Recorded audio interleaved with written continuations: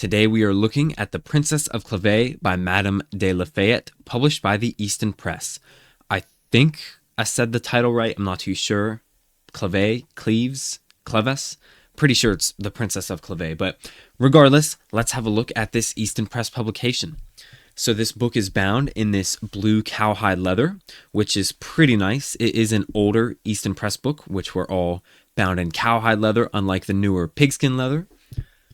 And on the cover here, we have this gilded design that has the title, the author, and then the person who wrote the introduction for some reason. That's very odd to put in such huge letters on the front, bigger than the author, but whatever. Maybe she's a famous author that I don't know about. Who knows? But it's a pretty nice design on the cover. It's actually more bespoke to this book than, some other Easton Press books where it's just a bunch of random squiggles and random squares and stuff like that. Instead of a abstract geometric design, it's an actual design. Like there's a crown right there. I do like it. It's very nice looking. So that's the front cover. Then the spine is pretty simple. We have a couple raised spine hubs and then the title in gilt, and that's it. And it is pretty nice looking. It's the same as the one on the cover in a nice little cursive style there.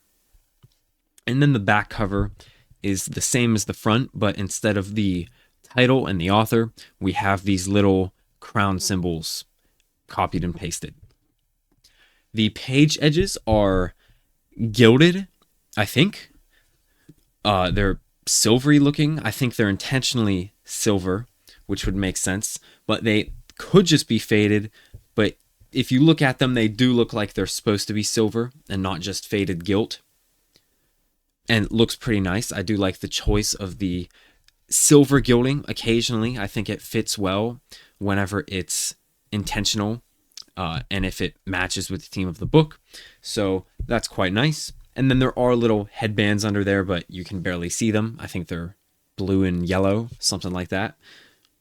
Moving on to the inside of the book, we have these absolutely stunning end papers. These are silk moire.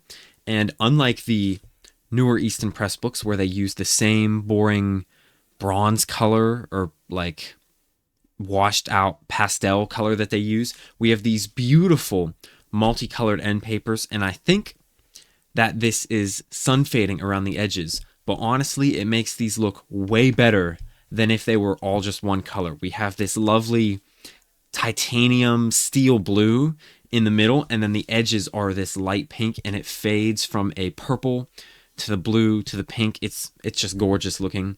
They give off these fairy vibes almost, which I think fits well. Princess of Cleves sounds pretty mystical, pretty magical, pretty fantastical.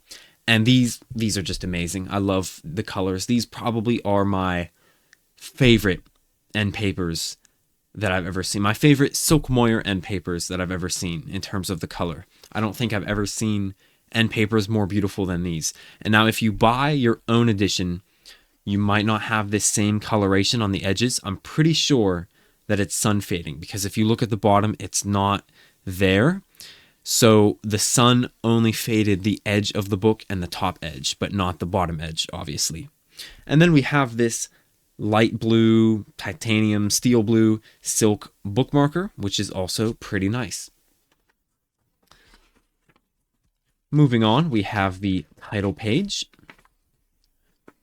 right here with the frontispiece.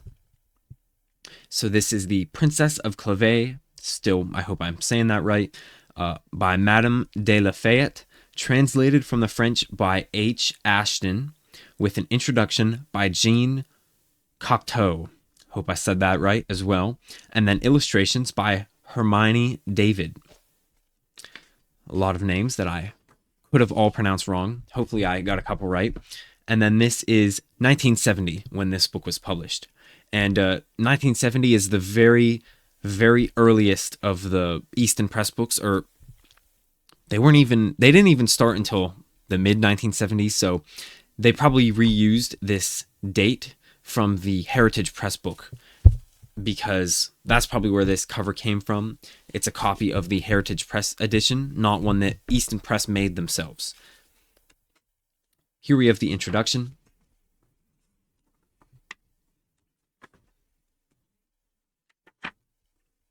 translator's preface.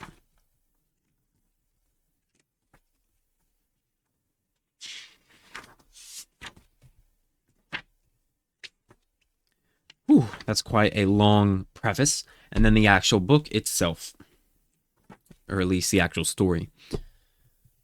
So one thing to note about this paper, since it's an older Easton Press book, like all of the old Easton Press books, it doesn't actually use acid-free paper. It does use a nice, thick cardstock quality paper, but it's not acid-free. So if I grab a piece of white paper here, you can see that this is clearly much whiter than the paper itself. So this paper has yellowed, turned a little orange over the decades. Not completely acid-free. So over time it will continue to yellow and darken, which is unfortunate, but the quality of the paper itself is still pretty nice. Like, it's nice thick cardstock, as you would expect from Easton Press. We do have a couple illustrations. Not sure how I feel about these. This is probably not a fantasy book now that I think about it. I was saying, end papers, fantastical, magical, mystical looking, wizard vibes, but this book is from 1943, so I highly doubt that it's fantasy. It's probably some Victorian princess, not a cool princess with dragons and knights and stuff like that. So that's what the illustrations made me think. They're all right. They're nothing special, though. Another one right there. Yeah, definitely Victorian. They're not bad, though. They are colorful. The characters do look a little bit weird, though. And there aren't many of them in the book, but for such a short little novel here, there's enough. Oh, another one right there. And they are printed directly onto the same paper that the text is printed on, just to keep in mind. So the color might not be as vibrant as it would be if they used special paper, but they still look pretty nice in terms of the colors, so I'll give them that.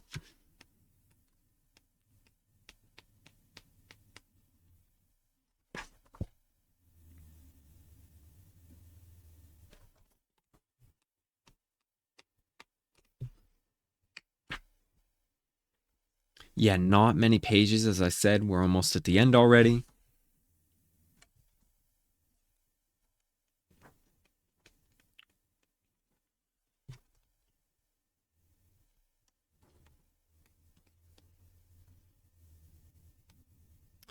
Oh, and that's the end. Yeah. So there are some notes at the back, and the actual story ends on page 142. So you can knock this out in a couple hours of reading, maybe. Yeah, it's not long at all. I didn't notice this, but the text is a little small. If you look at the actual font size, it's a little thin, but it's not the worst. It definitely could be better, but not the worst. So, and it does make the book a nice little novella, almost. Not a novella. Still big enough to be a novel, but, it's a very short novel, to say the least. So that's all for this book. It's pretty decent. There probably aren't many editions of this book out there. It's probably not too popular of a story. So this may be the nicest one on the market.